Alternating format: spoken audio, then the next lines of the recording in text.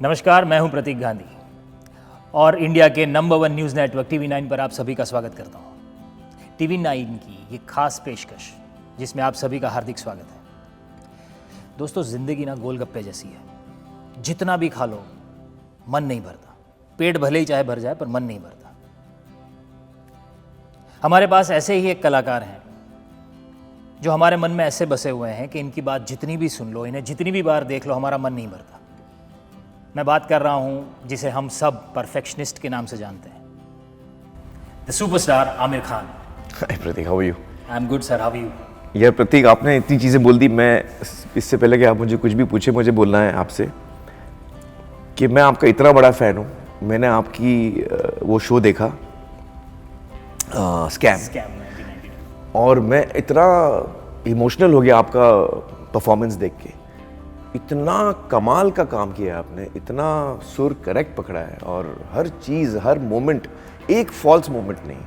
और ये आपका पहला काम था, ये पहला मतलब फिल्म या सीरीज जो है, this is your first work on the national platform. On national platform, unbelievable. बाकी मेरी शुरुआत सर आप ही की तरह हुई थी गुजराती थिएटर से।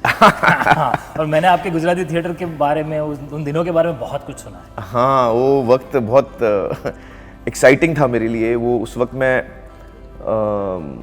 16 साल का था जब मैं NM कॉलेज में ज्वाइन हुआ। तो NM कॉलेज में महेंद्र जोशी डायरेक्टर थे। वो इंटर कॉलेज प्लेज वो डायरेक्ट करते थे। बहुत बहुत बड़ा। हाँ, बहुत नामचीन डायरेक्टर थे। और वो उनका एक ग्रुप भी था, अवान्तर। तो मैंने NM कॉलेज में एडमिशन इसलिए लिया ताकि मुझे लगा कि मैं शायद उनके साथ कुछ प्ले करने का मौका मिले। हालांकि मेरे मार्क्स इतने अच्छे नहीं थे NM कॉलेज में एडमिशन मिलने के लिए, लेकिन स्पोर्ट्स कोटा में मुझे एडमिशन मिला क्योंकि मैं टेनिस बहुत अच्छा खेलता था। महाराष्ट्र में मैं रैंक था और इंटर स्कूल जीता था, तो इंटर कॉलेज भी जीता मैं NM कॉलेज के लिए। तो मुझे एडमिशन टेनिस की वजह से मिल गया। और मैं जब 11th का ईयर स्टार्ट हुआ तो नोटिस बोर्ड में सब गुजराती प्ले का ऑडिशंस के लिए हम लोग को बुलाया गया। एक्चुअली अनफॉर्चुनेटली उस साल महेंद्र जोशी हिंदी प्ले डायरेक्ट नहीं कर रहे थे, तो मुझे लगा हिंदी प्ले में मुझे उनके साथ काम करने का चांस मिलेगा, लेकिन हिंदी वो प्ले डायरेक्ट नहीं कर रहे थे। तो मैं गया ऑडिशंस, हिंदी प्ले के ऑडिशंस के लिए।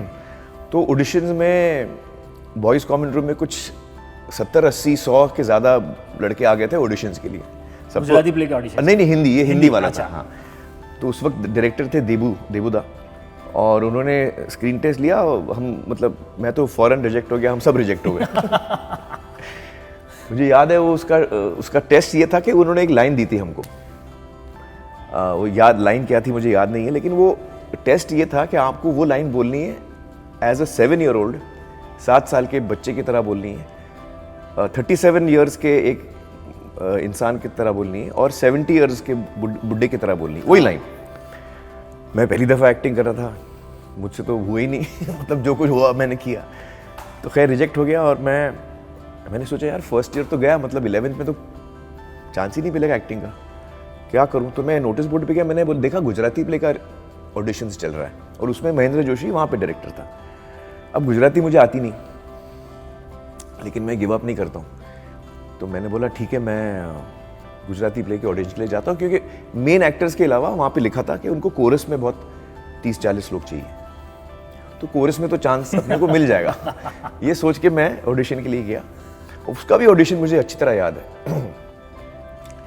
जोशी ने हमको बोला कि आप ऑडिशन के लिए ये बोला कि आप सोचो कि आप एक पहाड़ पे खड़े हो और दूसरे पहाड़ पे पसियो है, कैरेक्टर है, उसका नाम है पसियो। आपको उसको आवाज़ देना है, एक्शन। तो गला फाड़ के हम लोग ने, सबने चिल्लाया पसियो, जोर से चिल्ला रहे हम लोग। तो सबका टेस्ट हो गया, सबको उसने फेल किया। उसने बोला तुम लोग को किसी को कुछ नहीं आता है, मैं तुम लोगों को समझाता हूँ।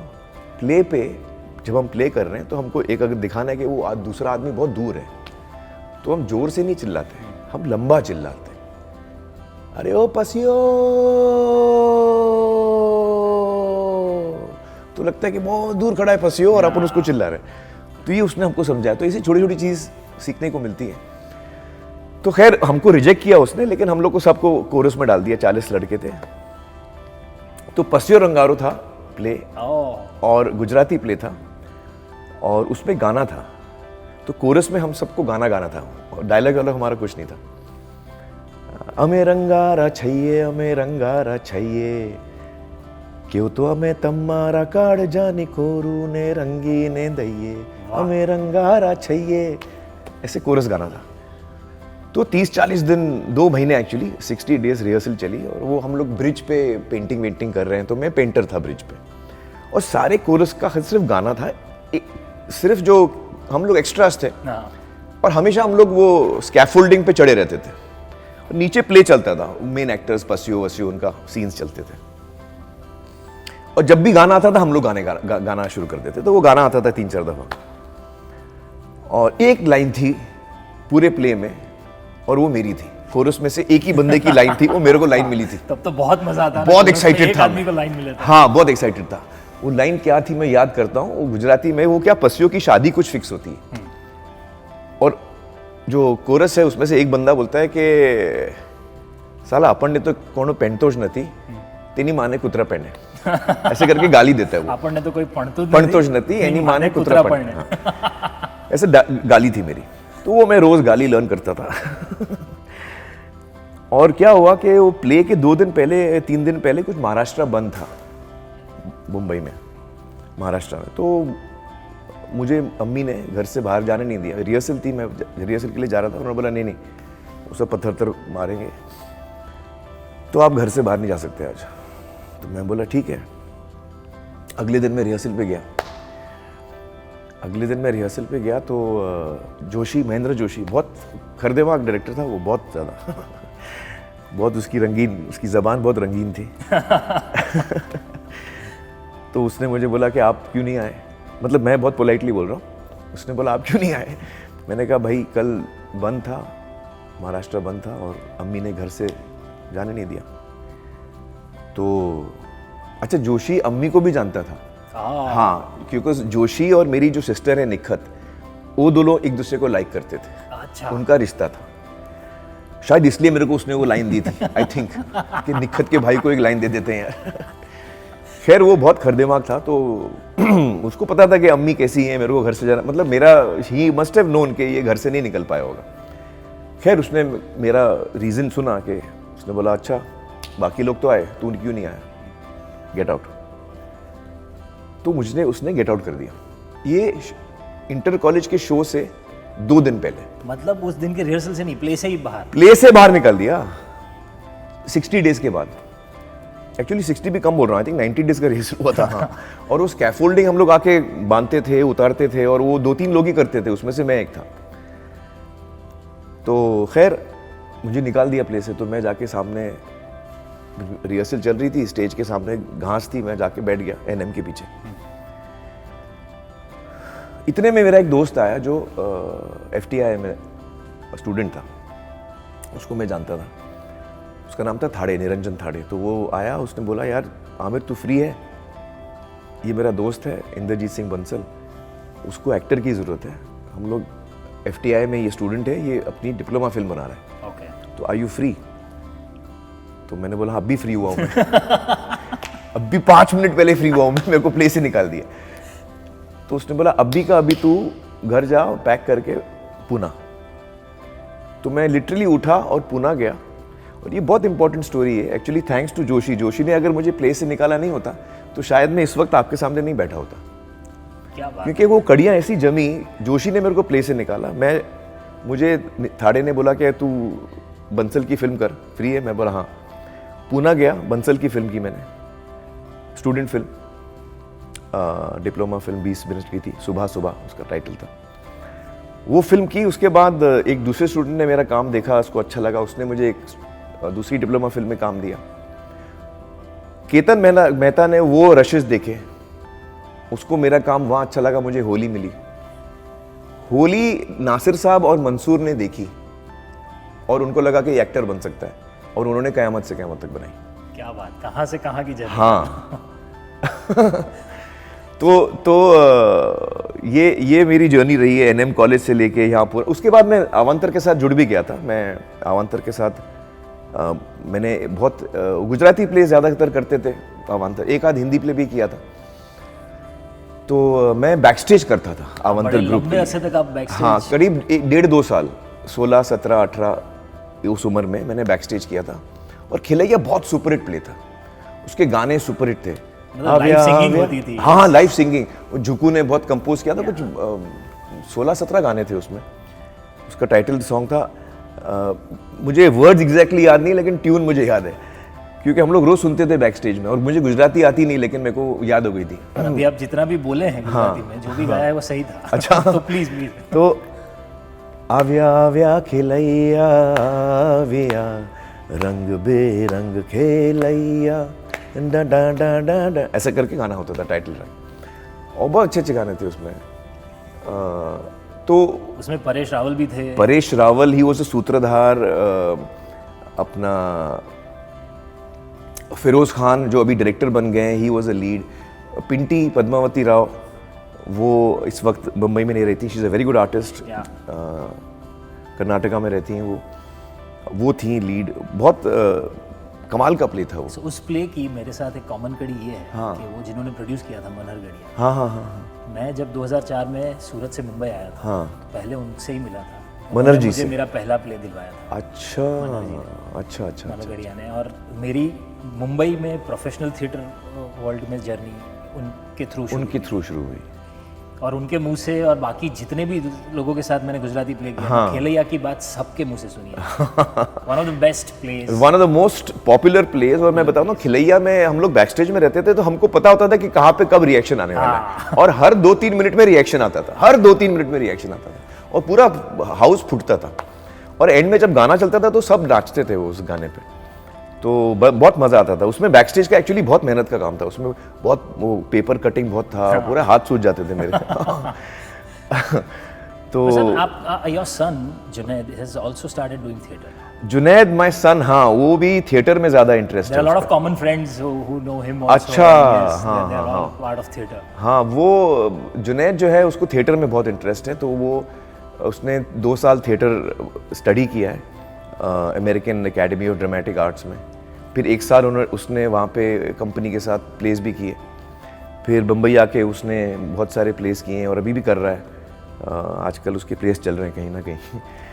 आपको क्या लगता है सर, जैसे मतलब मैं तो पर्सनली ये मानता हूँ क्योंकि मैं थिएटर से आया हूँ, but as an actor theatre एक ऐसा मीडियम है जो शुरुआत देता है, जो बहुत कुछ सिखाता है, और वो आपको किसी भी मीडियम के लिए तैयार करता है। How do you feel about it? What do you believe in this? I think theatre is a very beautiful medium. It trains you really well. It trains you really well. आप सबसे पहले तो मैं बताऊं, जैसे हम लोग फिल्में करते हैं तो कोई लाइन सीख के आता ही नहीं है यार, एक्टरों को लाइन ही याद नहीं रहती। मैं इतना सरप्राइज्ड हो जाता हूँ कि एक्टर का पहला काम है कि उसको लाइन्स तो याद हो यार। आप जब सेट पे आए हो तो आपको लाइन्स ही याद नहीं हो रही, तो फिर जब लाइन्स याद नहीं हो रही तो सीन भी ठीक नहीं हो रहा है। ज्यादातर ध्यान लाइनों में चला जाए, फिर आप हाँ, आप परफॉर्मेंस में लेयर्स वो लाइंस वहाँ सीन ठीक होता नहीं, आप याददाश्त में खोए हुए रहते हैं। तो सबसे बेसिक ट्रेनिंग आपकी थिएटर में ये होती है कि पहले आपको लाइंस याद करने पड़ते हैं। So that's the first thing we do. तो there are lot of things that you learn in theatre and you learn how to work as a group. That's a very important thing. ये आप एक team के साथ कैसे काम करते हैं वो बहुत और फिर एक आपका इंस्टेंट रिश्ता होता है ऑडियंस के साथ, और क्या चीज़ वर्क कर रही है, क्या चीज़ वर्क नहीं कर रही है, आपको वो फौरन पता लगता है, लाइव पता लगता है। लाइव पता लगता है। So you get to learn, every show you get to learn, you know. कई बार तो सेम प्ले के जितने शोज किए जाएं, उतनी बार ऑडियंस सिखाती है। Correct. उनके रिएक्शन से पता चलता है अच्छा इसका ये मतलब भी था, तो शायद हमने 50 शो में नहीं समझा। करेक्ट, इसका ये मतलब भी है। हाँ, हाँ, यू सो राइट। पर इतने लोग मुझसे पूछते हैं, इतने नए नए एक्टर्स कभी मिलते हैं हम लोग शो में। अभी भी थिएटर करता हूँ मैं, शो के लिए जाता हूँ कि थिएटर कितना जरूरी है, थिएटर कितना जरूरी है। आई एम श्योर आपके मुंह से सुनने के बाद उन सबको और यकीन मिलेगा। देखिए, एक्चुअली ऐसा कुछ नहीं कि आपको थिएटर से ही शुरू करना है, आप फिल्में से भी शुरू कर सकते हैं। दोनों के चैलेंजेस अलग हैं। थिएटर में क्या है कि आपको जो आप किरदार कर रहे हैं वो आपको सिर्फ एक दफा नहीं करना है, वो किरदार को आपको बार बार जीना है और हर दफा जीना है और over a period of time जीना है। That is a big challenge. आप 100 दफा करते हैं, उसके बाद आप शायद वो इमोशन ना ला पाए, आप बोर हो जाए, आप थक जाएं कि वही फिर।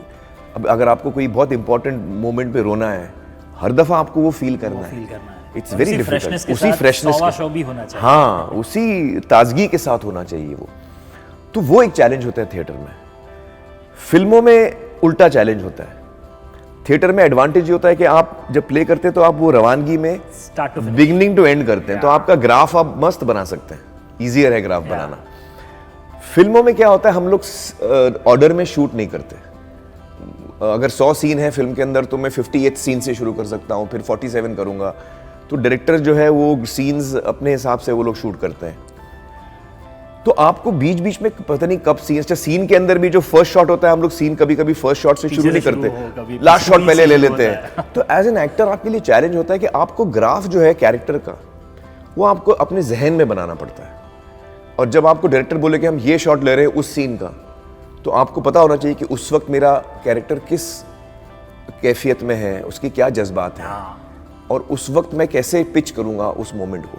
और फिर जब फिल्म बनती है तो आपका जो ग्राफ है वो नजर आता है। अगर अच्छा परफॉर्मेंस है तो वो ग्राफ नजर आएगा। फिनिश पूरा, बिकॉज़ ऑडियंस तो वैसे ही देखेगी। हाँ, ऑडियंस मतलब फिल्मों में तो ये होता है कि ब्रेकअप सीन पहले शूट कर लिया और पहली मुलाकात लास्ट दिन पे शूट और लगना चाहिए पहली बार मिल रहा है। हाँ, तो ये चैलेंजेस फिल्मों के लिए, एक्टर्स के लिए तो अलग अलग चैलेंजेस है। दोनों मीडियम में अलग अलग चैलेंजेस है, both are very very challenges. But theatre is a very exciting medium and in fact I don't know आपको पता है कि नहीं कि जो फर्स्ट टाइम मैं अवंतर ग्रुप में जब था तो बैकस्टेज करता था। मैं बैकस्टेज इस उम्मीद से करता था कि शायद मुझे एक दिन जोशी बोलेगा कि हाँ भाई ये रोल तू कर भाई। एक्टर के लिए मैं बैकस्टेज इसलिए कर रहा था कि मुझे एज एन एक्टर चांस मिले, तो वो चांस ही नहीं मिल रहा था। खिलैया गुजराती प्ले वो सुपरहिट था, मेरे लिए कोई रोल नहीं था। फिर एक नया प्ले स्टार्ट किया केसर बीना, वो भी गुजराती था, तो उसमें भी मैं बैकस्टेज कर रहा था। तो उसमें विपुल शाह, अपना आतिश कपाड़िया, मकरंद देशपांडे, ये सब थे। अपना होमी वाडिया, ये सब जेडी। तो हम लोग सब एक ग्रुप में थे और देवेन भुजानी भी था वो प्ले में। और देवेन भुजानी का कुछ पर्सनल प्रॉब्लम हुआ 3-4 दिन पहले शो से, उसने बोला प्रॉब्लम है मैं नहीं कर पाऊंगा। तो मैं भी बैठा हुआ था, हम लोग वहीं उधर थे एनएम के जो सामने यशोदा है ना, वो यशोदा हॉल। तो जोशी ने बोला विपुल आमिर को लाइन सिखा। मेरे को डायरेक्टली नहीं बोला उसने। उसने जोशी का स्टाइल होता था, विपुल आमिर को लाइन सिखा। अब मैं सुन रहा हूँ अच्छा मेरे को चांस मिल गया। हाँ। तो मैंने फर्स्ट टाइम जब लाइफ में एक्ट किया है थिएटर में, it was on a Gujarati play, उसका नाम था केसर बीना, और गुजराती मुझे आती नहीं थी। फिर उस प्ले के लिए आपने गुजराती हाँ, फर्स्ट चांस मिला एज एन एक्टर। 4 दिन थे, मैंने पूरी सीख डाली। जो इतनी लाइंस नहीं थी मेरी, जितनी लाइंस थी मैंने सब सीख डाली। उसकी एक लाइन बहुत इंपॉर्टेंट थी, वो सब it was a mystery kind, मतलब थोड़ा सा थ्रिलर टाइप का प्ले था, इंग्लिश प्ले था, सोल्जर स्टोरी, उस पर एडेप्टेशन था उसका। तो उसमें वो होमी वाडिया मेजर बन के आता है, वो कुछ सुसाइड को इन्वेस्टिगेट कर रहा है and I am the key witness. और मैं वो पूरे प्ले में एक टर्निंग पॉइंट था, वो लाइन मेरी थी। टर्निंग पॉइंट, सर सीजे नी पत्नी यानी बच्ची जीवता छे। हाँ, तो ये इन्फॉर्मेशन उसके लिए नई बात थी और वहां से प्ले टर्न होता है। कमाल है सर, कितने साल पहले की बात, आपको मतलब वो लाइन वैसे याद है? अब वो एक लाइन इंपॉर्टेंट थी मेरी, वो मैंने इतनी सीखी थी, भूल ही नहीं पा रहा हूँ। तो आपने जैसे मौका मिला, आपने गुजराती सीख ली just to get on stage, एक प्ले करने मिल रहा था, ऐसे बहुत सारे चैलेंजेस आपने लिए। पर हम आप आज भी आपके काम में वही देखते हैं क्या कि हर बार आप एक नया चैलेंज लेते हैं। फिर चाहे वो बॉडी ट्रांसफॉर्मेशन का हो, फिर चाहे वो नई भाषा का हो, फिर चाहे वो नए लुक का हो, नए लुक से। लाल सिंह चड्ढा में बहुत चैलेंज। एग्जैक्टली, सो लाल सिंह चड्ढा का आपका जो लुक था वही, मतलब इतनी बड़ी दाढ़ी, ये पूरा लुक। और लाल सिंह चड्ढा का जो कैरेक्टर है वो सिख है। हाँ, इसका कोई एक रीज़न है क्या सर? क्योंकि ना गुजराती, ना बंगाली, ना उत्तर प्रदेश, ना भी दूसरे किसी राज्य से। एक्चुअली क्या हुआ, ये कहानी इंग्लिश फिल्म है, अपना अमेरिकन फिल्म है फॉरेस्ट गंप। बहुत ही बेहतरीन फिल्म है ये। मैंने 90s में देखी थी, मुझे बहुत पसंद आई थी। और इसका अडेप्टेशन अतुल कुलकर्णी जो एक्टर हैं, दोस्त हैं हमारे, उन्होंने लिखी। और हमारी एक दिन बात चल रही थी कि कौन सी फिल्म पसंद आती है, तो मैंने कहा फॉरेस्ट गंप।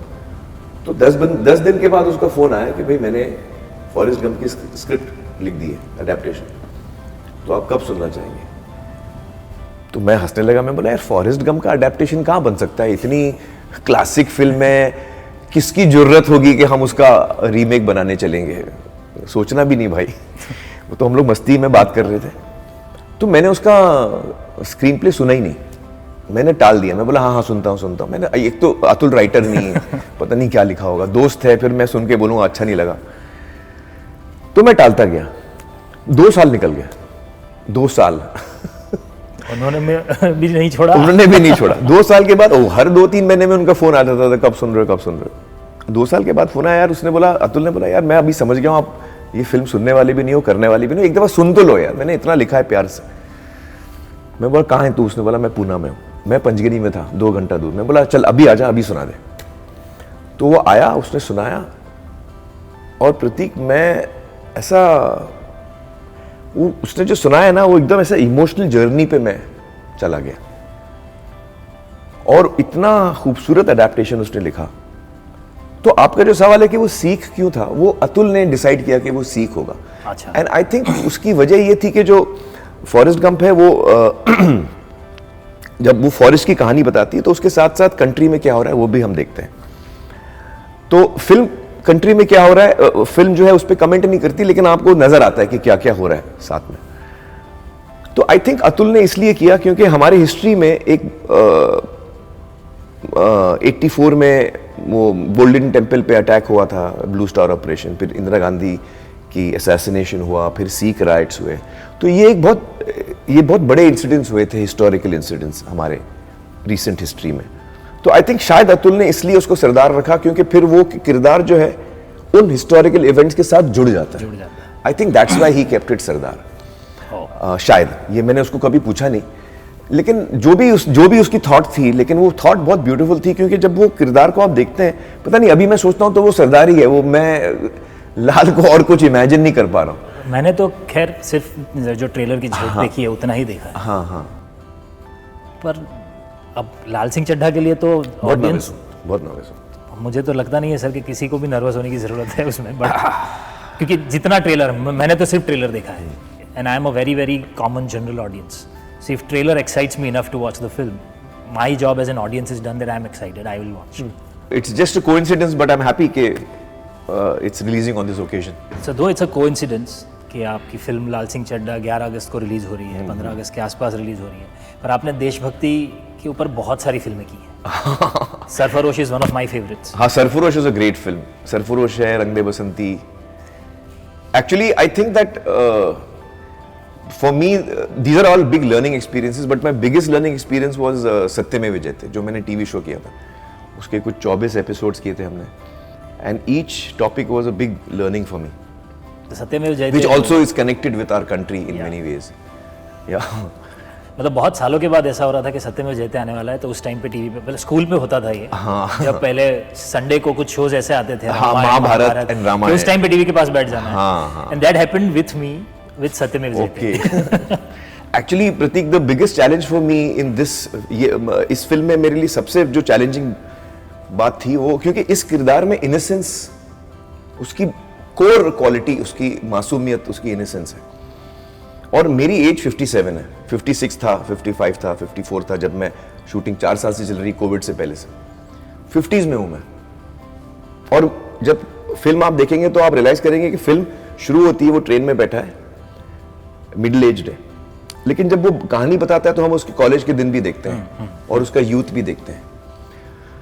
तो एज ए कैरेक्टर मुझे 18 साल का भी बनना है, 18, 19, 22, 23, 25, 27, 28,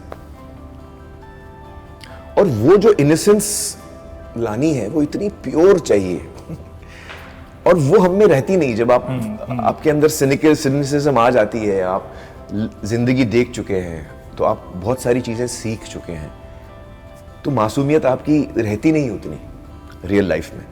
लेकिन एज एन एक्टर आपको वो मासूमियत लानी है।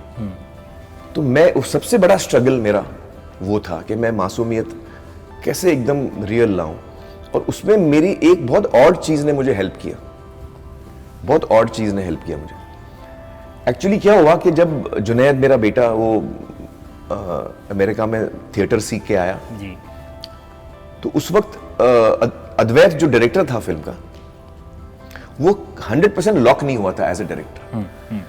तो मैंने अद्वैत को कहा था कि यार अद्वैत, आपने सीक्रेट सुपरस्टार बनाई है, बहुत बेहतरीन फिल्म बनाई है, लेकिन ये बहुत टफ फिल्म है, तो आपको स्क्रीन टेस्ट देना पड़ेगा, आप इस फिल्म के डायरेक्टर बन सकते हैं कि नहीं। तो आप इसके 7-8 सीन शूट करिए, जो मैंने टफ सीन्स चुने। मैं बोला ये सीन्स आप शूट करके मुझे दिखाइए। और इत्तेफाक से वही टाइम पे जुनैद भी लौट रहा था, तो जुनैद आया और टेस्ट की डिस्कशन हो रही थी। तो मैंने अद्वैत से कहा कि यार मैं थोड़ा बिजी हूँ, आप एक काम करो, लाल सिंह के लिए आप जुनैद को यूज करो, तो 2 in 1 टेस्ट हो जाएगा, एक आपका भी टेस्ट हो जाएगा और जुनैद क्या सीख के आया वो भी हम देख लेंगे कि वो सीखा है कि नहीं भाई। तो जुनैद ने वो टेस्ट दिया, तो कुछ 2 हफ्ते उन्होंने रिहर्स किया और सेट टेस्ट किया और मुझे दिखाया। किरण जी और मैं साथ में बैठ के देख रहे थे और हमने को 20-21 मिनट का टेस्ट था, वो 7-8 सीन थे। वो देखने के बाद एक्चुअली मेरी धरती खिसक गई ये बात बहुत लोगों को, कम लोगों को पता है, किसी को पता ही नहीं है बात। क्या हुआ, जुनैद ने जो किरदार किया लाल सिंह का, वो लाल सिंह था। देख, कुछ एक्टर होते हैं जो स्किलफुल होते हैं, वो काम जानते हैं, तो वो बहुत अच्छा परफॉर्मेंस देते हैं, और कुछ होते हैं तो वो किरदार बन जाता है, वो किरदार है। जुनैद के साथ वो हो गया था। जब मैंने देखा तो मैं बोला यार लाल सिंह तो यही है, अभी मैं कैसे करूंगा लाल सिंह। उसको देखने के बाद मेरा कॉन्फिडेंस पूरा हिल गया। कॉन्फिडेंस के साथ साथ मेरा कॉन्फिडेंस किसी और पे बढ़ गया। मुझे लगा ये लाल सिंह है, मैं नहीं हूं लाल सिंह। ये जो इसकी मासूमियत आ रही है, उसके चेहरे पे जो मासूमियत आ रही है, वो है लाल सिंह। और मुझे वहां तक पहुंचने के लिए बहुत मेहनत करनी पड़ेगी, क्योंकि मेरे में वो इनोसेंस है नहीं। मैं कैसे लाऊंगा वो जो नेचुरली आ रही है किसी और के साथ। अब वो मेरा बेटा है, वो अलग बात है, लेकिन वो आ रही है। तो पहले तो मैंने और लोगों को दिखाया, मुझे लगा ये बाप का प्यार होगा शायद इतना अच्छा लग रहा है मुझे। तो मैंने कुछ 100 लोगों को दिखाया, मतलब अदी चोपड़ा को दिखाया, करण जौहर को दिखाया, राजू हिरानी को दिखाया, ये तो मतलब इंडस्ट्री के जो मेरे दोस्त हैं, फैमिली के सब लोगों को दिखाया, मेरे दोस्तों को दिखाया, मंसूर को दिखाया जो खुद डायरेक्टर है। जिन लोगों के टेस्ट पे और सेंसिबिलिटी पे और समझ पे मुझे भरोसा है, उनको दिखाया। मैं बोला यार ये क्या मैं जो देख रहा हूं वो आपको भी दिख रहा है। तो उन 100 लोगों में से आप समझ लो 98 लोगों ने बोला कि आप बिल्कुल सही सोच रहे हो, जुनैद को ये फिल्म करनी चाहिए आपको नहीं करनी चाहिए। और वो एक्टर बनना चाह भी रहा है, तो वो करेगा, उसके लिए भी एक अच्छी अपॉर्चुनिटी है। आपको तो खुश होना चाहिए। तो मैं बोला नहीं, मैं खुश हो रहा हूं, मुझे प्रॉब्लम नहीं है, मेरा बेटा अच्छा काम कर रहा है, मुझे क्या प्रॉब्लम है। लेकिन 2 लोगों ने ऑब्जेक्शन उठाया, एक अदी चोपड़ा और एक अतुल कुलकर्णी जो राइटर है फिल्म के। उन्होंने बोला नहीं, ये जुनैद नहीं होना चाहिए, आप ही होने चाहिए। और उनका पॉइंट बहुत स्ट्रांग था। तो फाइनली मैं कन्विंस हो गया उनके पॉइंट से। उन्होंने कहा कि देखिए ये जो कहानी है ना फॉरेस्ट गंप की, ये इसका जो मेन प्लॉट है ना, वो इतना गाढ़ा नहीं है। ये थोड़ी एपिसोडिक फिल्म है, इसकी लाइफ में ये होता है, फिर ये होता है, फिर ये होता है, फिर ये होता है। तो एक कोई भी नया एक्टर होगा, भले वो जुनैद हो या और कोई भी लड़का हो, नया एक्टर नहीं होना चाहिए इस फिल्म में। कोई भी नया एक्टर इसको कैरी नहीं कर पाएगा, इसको थोड़ा एक स्टार चाहिए। इसलिए वहां पे उन्होंने टॉम हैंक्स को लिया। तो आप नहीं रहोगे तो आप शाहरुख को लो, अजय देवगन को लो, किसी स्टार को लो। ये स्टार व्हीकल है, आपको न्यू कमर नहीं लेना चाहिए। तो वो पॉइंट मुझे समझ में आई थोड़ी। दूसरा उन्होंने एक और पॉइंट भी कहा कि यार ये बंदा है, जब हम ट्रेन में देखते हैं तो 50s में है, वो अपनी कहानी बता रहा है। तो जो इंसिडेंट्स के बारे में बता रहा है जो हिंदुस्तान में हुए हैं, 71 वॉर है, इमरजेंसी है, ब्लू स्टार ऑपरेशन है, ये सब 70s, 71, 77, 79, 84, 83, 84, ये सब उस दौरान की बात है।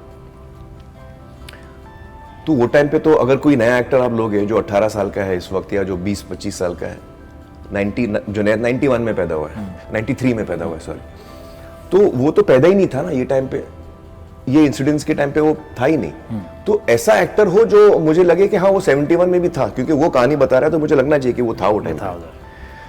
ये पॉइंट पे मैं इतना ज्यादा अग्री नहीं किया मैंने, लेकिन ये भी एक पॉइंट था। तो खैर लॉन्ग स्टोरी शॉर्ट हुआ ये कि फाइनली मैंने डिसाइड किया कि मैं ही करूँगा। लेकिन उसमें एक दौरान था, तो जब मैंने दाढ़ी बढ़ाना शुरू किया ना, 6 महीने मैंने दाढ़ी बढ़ा ली थी जब ये स्क्रीन टेस्ट हुआ।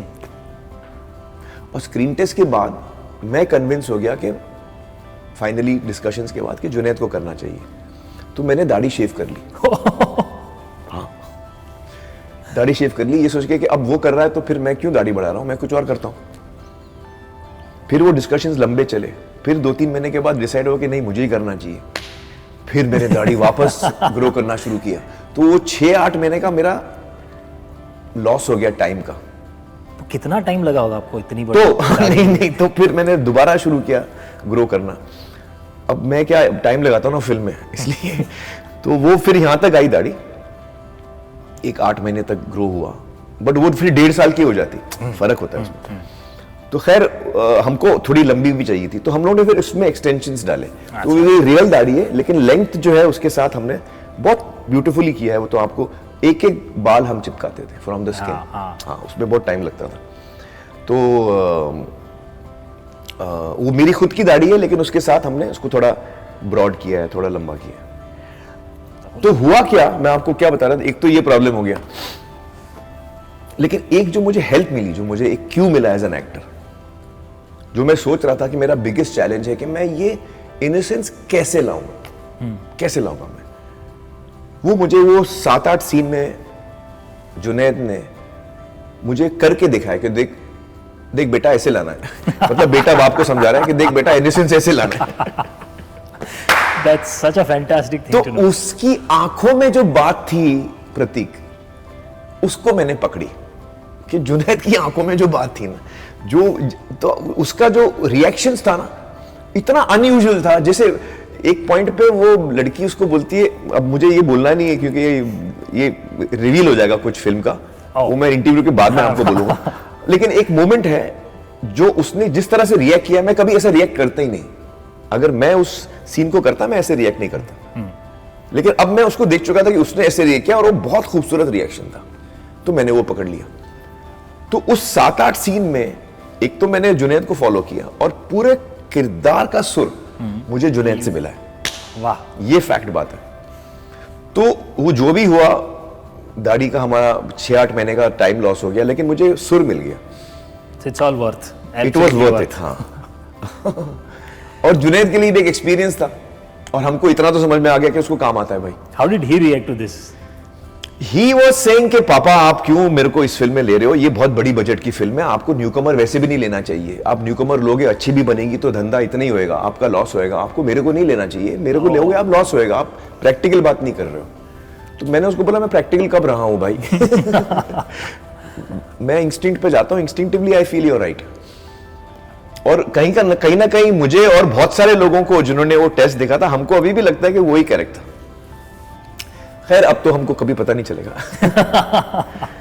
But this was the journey of how I found कि सुर मुझे कैसे मिला। पर ऐसे इस पूरी फिल्म में बहुत सारे लोगों ने कहीं कहीं छोटा ऐड अरे बहुत, और it's a big team there. Actually the team of this film has really worked hard. इस फिल्म की जो टीम है, क्योंकि ये बहुत चैलेंजिंग फिल्म रही है। स्टार्टिंग विद अद्वैत नया डायरेक्टर है, उसने एक फिल्म बनाई है सीक्रेट सुपरस्टार, जो बहुत अच्छी फिल्म है। और ये सेकंड फिल्म में सबसे मुश्किल फिल्म जो उसकी करियर की हो सकती है, उसने अपनी सेकंड फिल्म में बना दी। ऐसे मुझे लगता है। So this has been a huge learning experience for Advait also. और Advait has been completely on the ball. इतना वो फिल्म के साथ सुर में चल रहा है as a director, and he has, I am very proud of Advait कि उसने इस फिल्म को एज अ कैप्टन, उसने शिप को पूरे हाई सीज में जहाँ स्टॉर्म्स आते हैं, बहुत प्रॉब्लम होती है, वो करेक्ट डेस्टिनेशन में उसने पहुँचाया है शिप को। So I feel very proud that Advait has done a wonderful job. I think Pritam and Amitabh गाने जो हैं इतने खूबसूरत बनाए उन्होंने। Setu the DOP, Mustafa production designer, Hemanti the editor, Tanuj जिसने who's done the background score, Harry and Red Chillies जो शाहरुख की कंपनी है, उन्होंने हमारे VFX किए हैं। बहुत अच्छा काम किया, बहुत मेहनत की। हर इंसान ने, जो हर कास्ट एंड क्रू ने, मोना ने कितना बेहतरीन काम किया है। She is a wonderful actress, Mona yeah, Singh. She is Mona playing, मेरे माँ का रोल कर रही है। नंबर 1 परफॉर्मेंस फिल्म का मोना सिंह मेरे हिसाब से। अरे वाह। हाँ, बहुत खूबसूरत काम किया उसने। बच्चों ने कितना अच्छा काम किया है, जो बच्चे हैं।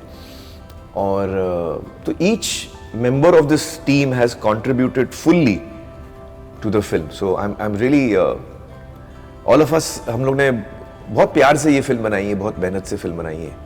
और आज जब हम फिल्म को देखते हैं तो हमको लगता है कि जो फिल्म हम बनाने चले थे उसके हम काफ़ी नज़दीक आ पाए हैं। तो हमारे अंदर बहुत एक्साइटमेंट है कि लोगों को कैसे लगेगी। ये एक बहुत बड़ा सेटिस्फेक्शन भी होता है कि जो आपने सोचा उससे बहुत करीब हुआ। हाँ, एक्चुअली लोग मुझे पूछते हैं कि सक्सेस क्या है आपके लिए, सुपर हिट फिल्म सक्सेस है। मैं बोलता हूँ नहीं, मेरे लिए सक्सेस ये है कि जब हम लोग बनाने चले थे उसके हम कितने नजदीक आ पाए हैं, वो फर्स्ट टेस्ट है सक्सेस का।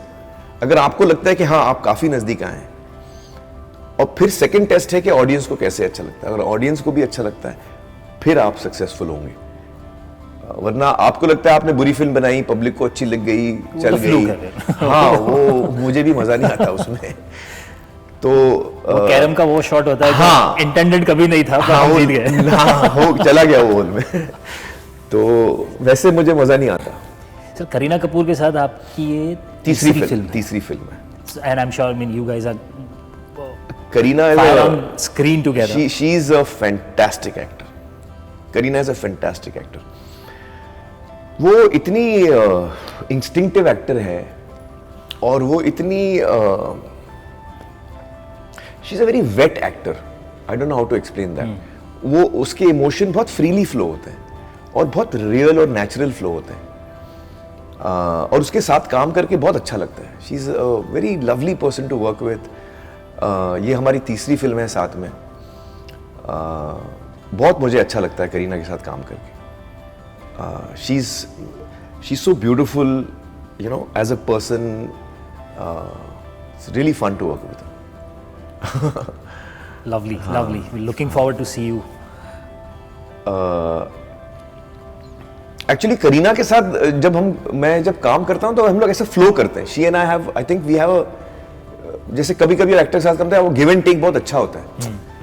कुछ एक्टर होते हैं जो आइसोलेशन में काम करते हैं, आप कुछ भी बोलो उनका रिएक्शन वही आता है। हाँ। उनको फर्क ही नहीं पड़ता आपका सुर क्या है, अगर पहले से गिन के आए हैं कि यहाँ पर ये रिएक्ट करना है वो। हाँ, अगर मैं लाइन चेंज कर दूं क्योंकि फिर भी उसका रिएक्शन वही आएगा। तो ऐसा करीना और मेरा ऐसा नहीं है। We are very instinctive actors and I think I really enjoy working with her. इस फिल्म में मुझे एक और एक्टर के साथ काम करने का मौका मिला है, नाग चैतन्य। वो साउथ के बहुत ही मशहूर एक्टर हैं, और जब हमने ये रोल उनको ऑफर किया तो उन्होंने बहुत प्यार से, बहुत मोहब्बत से उन्होंने बोला कि हाँ मैं ज़रूर करूँगा।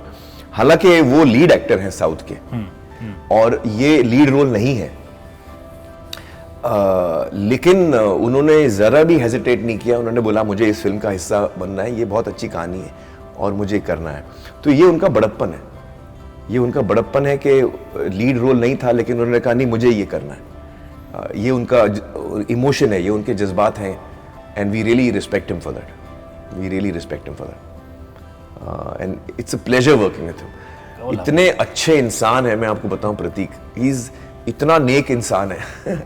चैतन्य, हम लोग उसको चय बोलते हैं, इतना नेक इंसान है। और मैं उसकी मदर से मिला, लक्ष्मी जी, और मैंने लक्ष्मी जी और नाग जो उनके फादर हैं उन दोनों को बताया मैंने कि आप लोग दोनों ने अपने बेटे को बहुत सही परवरिश दी है। हाँ, बहुत अच्छे आपने उसको अच्छी चीज़ें सिखाई हैं, इतना अच्छा इंसान है। So it was really lovely working with Nag. And they are making some brilliant films. South में अच्छी फिल्में बन रही हैं, हाँ, और वो बड़े जोश में बनाते हैं, बड़े सिंगल माइंडेड फोकस से बनाते हैं। It's lovely to watch that. Lovely to watch that. मुझे बताइए आपकी अगली फिल्म कौन सी आ रही है? So, मेरी फिल्म अगली, मैंने 3 फिल्में की हैं अभी। हाँ। एक 1.5 बीघा जमीन ओके करके एक फिल्म की है। 1.5 बीघा जमीन, एक बहुत मशहूर फिल्म है 2 बीघा जमीन। ये 1.5 बीघा जमीन। अच्छा। पुलकित सिंह करके एक हैं डायरेक्टर, उन्होंने डायरेक्ट किया। अच्छा। जिन्होंने बोस डायरेक्ट किया था। हाँ, अच्छा, सीरीज उन्होंने डायरेक्ट किया। और दूसरी कौन सी? दूसरी एक फिल्म मैंने एलिप्सिस और अपलॉज के साथ की है इनकी। अपलॉज के साथ। टाइटल क्या मैं हूँ, टाइटल अभी तक इन्होंने डिसाइड नहीं किया है। विद्या बालन है। अच्छा, और तीसरी कौन सी है? तीसरी एक फिल्म अभी मैंने तापसी के साथ की। ओके, उसका टाइटल है? हाँ, क्या? ये वो लड़की है कहाँ। वो लड़की है कहाँ? आप ही की फिल्म की लाइन है वो लड़की है कहाँ। उसी से फिल्म बनी है। Correct correct. कौन सी फिल्म का गाना था ये? दिल चाहता है। हाँ, दिल चाहता है। सैफ का गाना है, सैफ का गाना है। हाँ टन टन टन टन टन टन। हाँ, तो ये इसमें से Wonderful, कोई भी एक wonderful. फिल्म अब पहली रिलीज होगी। Okay. Looking forward to that. मैं आपका बहुत बड़ा फैन। सर आपके मुंह से इतना सुनना ही नहीं बहुत है। नहीं, आप इतने अच्छे एक्टर हो। तो कुछ एक्टर ऐसे हैं तो जिनको देखने का मन करता है, and you are one of them for me. I really look forward to your work.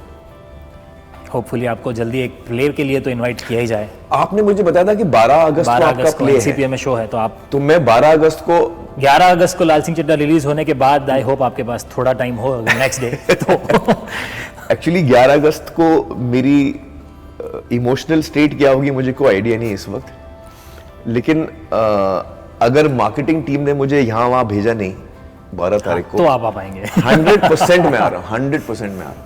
और 99% मैं मार्केटिंग टीम को ना ही बोलूंगा, क्योंकि मेरा मन है ये प्ले देखने का, बहुत मन है। चलिए फिर तो 12 अगस्त का एनसीपीए में, एनसीपीए में हाँ मैं जरूर आऊंगा। One of the best theatres. I have perform करने में बहुत मजा आता हाँ, है। मैंने वहाँ बैकस्टेज बहुत किया है। खिलैया के बहुत प्लेस वहाँ एनसीपीए में हुए हैं, और मैंने परफॉर्म भी किया एनसीपीए में। केसर बीना के शोज हुए। केसर बीना के शोज होंगे। हाँ, खिलैया के भी काफी शोज हुए थे बहुत हुए, एनसीपीए में। NCPA मेन में में भी बहुत हुए थे और एक्सपेरिमेंटल में भी हुए थे शायद। एक्सपेरिमेंटल में नहीं हुए नहीं? थे, नहीं। मेन वाले स्टेज, हाँ वो आपकी तो कास्ट भी बहुत बड़ी क्योंकि थी ना कास्ट बड़ी थी, उसमें। हमको बड़ा जगह stage। चाहिए थी, तो एक्सपेरिमेंटल में वो नहीं हुआ था। पृथ्वी में हमने बहुत शोज किए, और भी अलग अलग जगह किए, but 12th August 12th August 99.9% confirmed. तो सर अभी आपके साथ एक रैपिड फायर राउंड कुछ डिसाइड हुआ है। ओके, कुछ सवाल पूछेंगे जो बहुत कुछ मुश्किल होंगे। सवाल से ज्यादा तो कुछ डायलॉग्स हैं। ओह। आपको फिल्म के नाम बताने हैं। अच्छा, डायलॉग आप बताएंगे मुझे फिल्म में? मैं हाँ, ओके, आपके लिए बहुत आसान होगा ऐसा मुझे लगता है। अच्छा शुरू करूं? जी। एक जो हो रहा है उसे होने दो, बर्दाश्त करते जाओ, या फिर जिम्मेदारी उठाओ और उसे उसे बदलने बदलने की। डीजे रंग दे रंग दे बसंती। बसंती। भाभी होगी तेरी, शादी होगी मेरी। भाभी होगी तेरी, शादी होगी, अंदाज अपना अंदाज अपना अपना, हाँ, कल्ट अंदाज फिल्म, अपना। Cult film. देखो मैं उसमें सिगरेट एक नहीं और लाइन थी, मैं सलमान को बोलता हूँ, उसमें बोलता है वो शब्द कुछ शोले का रेफरेंस आता है, शोले में सिक्का ऐसे ही था। मैं बोलता हाँ, इसके बाप ने लिखी है। देखो मैं सिगरेट नहीं पीता पर जेब में लाइटर जरूर रखता हूँ धमाका करने के लिए। ये मेरी लाइन है? ये मेरी लाइन नहीं हो सकती, दोबारा बोलिए। देखो मैं सिगरेट तो नहीं पीता हूँ, लेकिन लाइटर जेब में देखो मैं रखता हूँ। सिगरेट नहीं पीता पर जेब में लाइटर जरूर रखता हूँ धमाका करने के लिए। ये मेरी लाइन है? नहीं सर, ये मेरी लाइन है। हाँ, अच्छा, आपकी लाइन है। हाँ, वही मैं सोच रहा हूँ। स्कैम 1990। स्कैम में आपकी लाइन है। ओके, सॉरी, मुझे लगा आप मेरी फिल्मों का पूछ रहे हैं, नहीं, तो इसलिए मैं कंफ्यूज हो बीच गया। में थोड़ी गुगली थी। गुगली थी। और बोलिए। हाँ, और ये हाँ, बाहर एक बेरहम कंपटीशन की दुनिया बसी है और सभी को अपने अपने घरों में तारे टॉपर्स, जमीन तारे जमीन पे पूरे एक्चुअली करने आप मेरी फिल्मों के डायलॉग बोलेंगे तो मुझे तो याद है, मुझे पूरी स्क्रिप्ट याद है, लेकिन और लोगों की फिल्म के डायलॉग मुझे बोलेंगे ना, मुझे याद नहीं होगा। ओह, उसकी वजह मैं बताता हूं। मैं बहुत कम फिल्में देखता हूं और बहुत कम टीवी शोज देखता हूं। पता नहीं मुझे कुछ मेंटल ब्लॉक है या क्या है, मुझे पता नहीं। मैं पढ़ता बहुत हूं, मैं किताबें बहुत पढ़ता हूं, तो जब मैं फ्री होता हूं तो मुझे सोचता ही नहीं कि मैं कुछ टीवी ऑन करूं या अपन कुछ देखें, फिल्म देखें। तो बचपन से ही मेरी आदत नहीं है फिल्में देखने की और शोज देखने की, तो वो आदत लगी नहीं, तो मैं पता नहीं, वो देखता ही नहीं हूँ। हाँ। तो आप बोलेंगे अभी जैसे स्कैम तो मैंने पूरा देखा है, लेकिन अगर आपकी लिस्ट में ऐसे डायलॉग्स हैं जो मेरी फिल्मों के नहीं है, मुझे डाउट है, मुझे नहीं लगता। नहीं, मैं समझ गया आपकी हाँ, बात, क्योंकि बट बोलिए। और आपने जब ये कहा ना कि आप ज्यादा फिल्में नहीं देखते, हाँ, तो मुझे बहुत बड़ी शांति हुई है। क्यों? क्योंकि अब तक मैं उस प्रेशर में घूमता था, जब सारे एक्टर्स मिलते थे, कभी भी सेट पे बात होती थी, हाँ, ये फिल्म देखी, हाँ, वो देखा है, इंटरनेशनल सिनेमा, दिस सिनेमा, मैंने देखा ही नहीं है। हाँ, तो मैं बात ही नहीं कर पाता था, ज्यादा डिटेल डिस्कशन ही नहीं हो पाती थी मेरी। करेक्ट। तो मुझे इंग्लिश लगता की तो था कि मैंने यार ये बहुत कम देखा है, बहुत मतलब बड़ा अंग्रेजी pressure तो है। मैंने देखा ही नहीं है, और हिंदी की फिर भी मैंने देखी है थोड़ी बहुत, बट अंग्रेजी तो मैं बहुत कम देखता हूँ। क्योंकि मैं जब छोटा था सूरत में, हाँ। तो पूरे बिल्डिंग में एक के घर पे टीवी था। अच्छा, हाँ। अब वो जब चालू करेंगे, जब दरवाजा खुला होगा तब देखने मिलेगा। बाकी बाहर से सुनते थे, सुन कभी सकते थे, हाँ। संडे को महाभारत देखने मिल जाती थी कभी। हाँ। उसके अलावा और छाया गीत। हाँ, छाया गीत और ये सब। तब थिएटर का Chitrahaar, I think by the time it was called Chitrahaar. Chitrahaar, हाँ, पहले वो छाया गीत था, फिर चित्रहार हुआ, चेंज होता फिर गया। कुछ नई नई चैनल्स जब शुरू हुई, हाँ। जब वो सिर्फ शाम को 7 बजे से शुरू होती थी, करेक्ट करेक्ट करेक्ट। तब पुराना एक छोटा सा ब्लैक एंड व्हाइट टीवी आया था घर, हाँ, जो उसे ठोक बजा के कभी कभी चलाना पड़ता। करेक्ट। तो तब से टीवी चालू करने का मन ही नहीं किया कभी, ना कभी फिल्में इतनी देखी। राइट। तो अच्छा है सर, आपसे मिलूंगा तब सिर्फ आपकी फिल्म की बात करूंगा, क्योंकि मेरी अभी उतनी आई नहीं है। नहीं, ये एक्चुअली मुझे भी ऐसा टीवी पे मैंने थोड़ी बहुत देखी है फिल्में, जब पुरानी जो आती थी संडे को, बस उतनी देखी है मैंने। हाँ, वो एक लंबे ब्रेक में चलती थी, 5 घंटे में एक फिल्म खत्म होती थी। हाँ हाँ हाँ। नहीं, वो टाइम पे डीडी पे इतना टाइम नहीं लगता था। बीच में पूरा एक न्यूज का सेक्शन आता था। हाँ, नहीं, 6 बजे के आसपास शुरू होती थी, 9 बजे तक, 9 साढ़े 10 बजे तक हो जाती 10 बजे 4 थी। घंटे इतने एड्स नहीं होते थे वो टाइम। ऐड नहीं होते थे उसमें। हाँ। और बीच में फिर वो लंबा न्यूज का एक ब्रेक हो जाता था, हाँ, न्यूज का एक ब्रेक होता था। 20-25 मिनट का। अच्छा, याद नहीं आ रहा। हाँ, चलिए सर, sorry। एक और डायलॉग। हाँ, अच्छा, ओके। हमारा गोला पर लोग झट नहीं बोलते। झूठ नहीं बोलते। पीके पीके। हमारे गोले पर झूठ नहीं बोलते। मस्खरे का खेल धोखे का खेल है। धूम 3। धूम 3। आपको ये पूरी लाइनें याद है यार? ये मैं रैपिड पूरी फायर, script, ये रैपिड फायर पूरा स्कैम है। मेरी फिल्म जो क्या है, मैं लाइन सिर्फ अपनी नहीं सीखता हूँ, मैं आगे वाले की भी याद रखता हूँ, तो पूरी स्क्रिप्ट्स मुझे याद रहती हैं बाय एंड लार्ज, शूटिंग से पहले। जब तो फिर दूसरा क्वेश्चन पूछता हूँ। ओके। आपका कोई फेवरेट स्ट्रीट फूड? मेरा फेवरेट स्ट्रीट फूड, एक्चुअली मेरा one of the favourite foods Gujarati है। आपको ये पता नहीं, ये बात पता है कि नहीं? गुजराती फूड में जो टेस्ट है ना, वो बहुत कमाल का है। तो एक तो मैं अम्मी के हाथ का खाना जो यूपी स्टाइल है, वो मुझे बहुत पसंद है। लेकिन जो एक होता है ना अपने घर में, जो अम्मी की मदर का जो खाना होता है, वो नंबर 1 होता है। उसके बाद अगर छोड़ के मुझे कोई पसंद आता है, तो वो 2 कुजीन्स हैं, एक है गुजराती और एक है साउथ इंडियन। ये 2 मुझे बहुत पसंद है, ये 2 मुझे बहुत पसंद है। तो और मेरे दोस्त यार सब गुजराती बहुत मेरे दोस्त हैं, तो गुजराती खाना मुझे बहुत पसंद है। आप सूरत से? मैं सूरत से हूँ सर। तो आप पतंग उड़ाते हैं? मैं पतंग उड़ाता हूँ। आपको पता है मैं एक्सपर्ट हूँ पतंग उड़ाने में? ये नहीं पता। हाँ, मतलब जो पतंग काटी जाती है उसका पूरा साइंस परफेक्ट है मेरा। तो फिर तो एक उत्तरायण की जाए सर। आप मेरी पतंग नहीं काट पाएंगे। हाँ, मैं बहुत एक्सपर्ट हूँ। एक्चुअली प्रॉब्लम ये है कि मेरा अभी प्रैक्टिस छूट गया ना, आजकल मैं पतंग उड़ाता नहीं हूँ, लेकिन जब मैं पतंग उड़ाता था तो मुझे काटना बहुत मुश्किल। लखनऊ बहुत फेमस है पतंग के लिए, और मेरे कुछ रिश्तेदार वहाँ रहते हैं। तो मैं जब 18 साल का था तो मैं लखनऊ गया था 2-4 दिन के लिए। तो जुबैर भाई, जम्मी भाई, वो सब, इकबाल भाई, सब मुझे मजाक उड़ा रहे थे। हम लोग बम्बई से हैं, वो लोग लखनऊ से हैं। तो वो वहाँ पे मतलब आप जब छत पे जाते हैं तो आपको ऐसा हजारों पतंग मिलती है, एनी डे, कोई भी दिन हो। तो मैंने कहा, अरे यार यहाँ पतंगे बहुत है, हम लोग उड़ाए शाम को। तो उन्होंने मेरा मजाक उड़ाया, अरे बम्बई के लोग, इनको क्या आता है पतंग उड़ाना, ये वो, ऐसा इंसल्ट कर रहे थे मुझे। तो मैंने कहा ठीक है, अभी बोलने दो जो बोलना है। मैंने एक पतंग उड़ाई और उससे कुछ 14 पतंगे काटी। हाँ, उसके बाद उनकी बोलती बंद हो गई। तो सर हम लोग क्या करते थे सूरत में? सूरत इज नोन फॉर मांझा, सुरती मांझा, पतंग, और उसके लिए सूरत खाने के लिए भी बहुत फेमस है। हाँ। तो गुजराती में कहावत है, काशी नु मरण ने सूरत नु जमण। अच्छा, मतलब काशी में मरना और सूरत में खाना, ये दोनों चीजें इक्विवेलेंट है। तो सूरत में हम लोग जब पतंग किसी की नहीं काट पाते थे वैसे, हाँ, तो हम पीछे से काट देते थे। कैसे? पीछे से धागा तोड़ देते थे जब वो छोड़ तो पतंग हाथ से ही चली जाती। नहीं, उसका और एक तरीका है। जब उड़ाते उड़ाते कभी मांझा टूट जाता है ना, या नॉट आ जाता है, आपको कुछ गुत्ती हो जाती है, आपको वहां से तोड़ के नीट नॉट बांधना है। तो जब आप नॉट बांधते हो तो एक पर्टिकुलर नॉट है जो दिखने में नॉट दिखता है। हाँ। जब आप ढील दोगे तो वो नॉट आपके पीछे से आगे आ जाएगा हाँ और जरा सा टेंशन पे वो खुल के चला निकल जाता जाएगा। ये नॉट आपको पता है कैसे बांधते हैं? मैं ये आपको नहीं सिखा बांधा सकता हूँ। कभी। हाँ मैं आपको तो सिखा ये सकता ट्रिक यूज की जाएगी नेक्स्ट टाइम। हूँ। मैं पतंग मैंने बहुत उड़ाई है। और आपको कन्नी कितनी सूरती होनी खाना- चाहिए? आपने सूरत का खाना खाया है? सूरत का खाना शायद मैंने नहीं खाया, लेकिन मैंने बड़ौदा का खाना खाया है तो सूरत के और खाने के लिए अहमदाबाद फिर का हम खाया। आज मैं आपके यहाँ आऊंगा सीधा सूरत मेरे का घर खाने पे के लिए, चलिए। डेफिनेटली एकदम 100% प्योर सूरती जमण।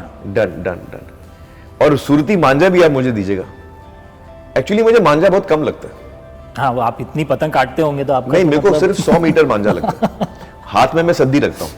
अच्छा हाँ मैं खींचता हूँ ना, तो हाथ में मैं सद्दी रखता हूँ। इतना 100 मीटर मांझा होता है, फिर बाकी का सब सद्दी होता है। मतलब आप इस पे एक बुक तो लिख ही सकते हैं। मैं पूरा बुक लिख सकता हूँ कि विंड का डायरेक्शन कैसा होना चाहिए, आपको कब खींचना चाहिए, मोमेंटम कब आता है, किस पॉइंट पे आपको टच करना चाहिए। जिस दिन सर आप ये बुक लिखेंगे हाँ। ना, सूरत में इसका बुक विमोचन करेंगे। नॉट अ बैड आइडिया यार, मैं कर सकता हूँ ये। हाँ, आजकल YouTube पे भी डाल सकते हैं, मैं पूरा समझा सकता हूँ कैसे कर सकते हैं। Kite flying, not a bad idea, should do that. But I definitely come to your house. Done sir done. Gujarati खाना जितना पसंद है ना आपको, अब गुजरात मैंने जितना सुना है सिर्फ गुजरातीज ही ऐसे हैं जो चाट को भी डिनर में खाते हैं। हाँ हाँ हाँ, मतलब शाम का नाश्ता नहीं, हाँ। डिनर होता है। डिनर होता है। हाँ सो पानी पूरी हो चाहे भेलपूरी हो, हाँ। वो डिनर हो सकता है। हो सकता है बिल्कुल। और पानी बट मैं भी ऐसे ही करता हूँ। हाँ मैं एक्चुअली मेरा वो, मैं मुझे जो चीज़ अच्छी लगती है मैं वो खाता हूँ, वो भले वो डिनर का टाइम हो कुछ भी हो। मेरे कुछ पंजाबी दोस्त हैं, उनको लगता है यार ये कैसे डिनर हो सकता है। नहीं, और वो तो कुछ नाश्ता लोग ही को हो ये भी और लगता है कि आप मीठे से कैसे शुरू कर सकते हैं। मैं मीठे से शुरू करता हूँ। हाँ हाँ आई थिंक प्रीवियस बर्थ में मैं गुजराती था। ठीक है सर। तो 11 अगस्त को आपकी लाल सिंह चड्ढा रिलीज हो रही है और 12 को मैं आपका प्ले देखने आ रहा हूँ। ये दोनों चीजें कंफर्म करते हुए हाँ, हाँ। आपसे मिलकर बहुत मजा आया। बहुत मजा आया I was Prateek. So waiting to see you like this. Lovely talking to you. Lovely talking. All the very best.